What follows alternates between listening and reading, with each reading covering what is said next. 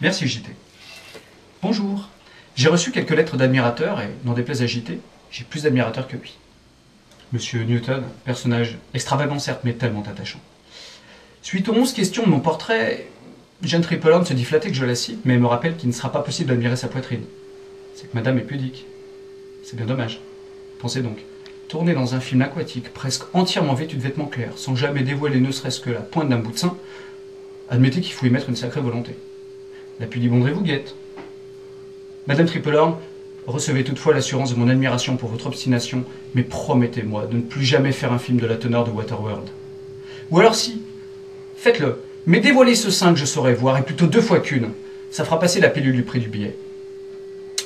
Monsieur Jean Todt, de l'écurie au petit cheval, cher à Georges Brassens, pas l'écurie, le petit cheval, hein. Me suivez, bon sang. Nous envoie cette lettre, pour le moins obscure. Bonjour Monsieur Newton, j'adore ce que vous faites.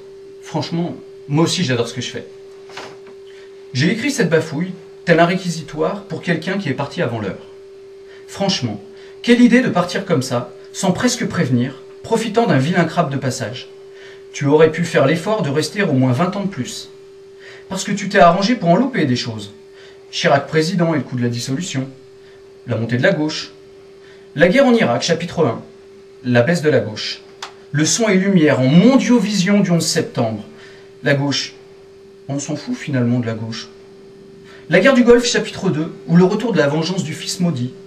Et, comble du comble, l'augmentation outrancière du prix du vin. Et que penser de cet aristo hongrois qui se hisse à la force des dents, le parquet a morflé, au plus haut de notre République?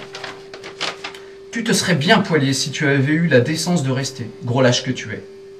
Tu t'en es allé, comme dirait l'autre, au bistrot des amis, rejoindre ceux qui, comme toi, n'en pouvaient plus de ce monde cintré.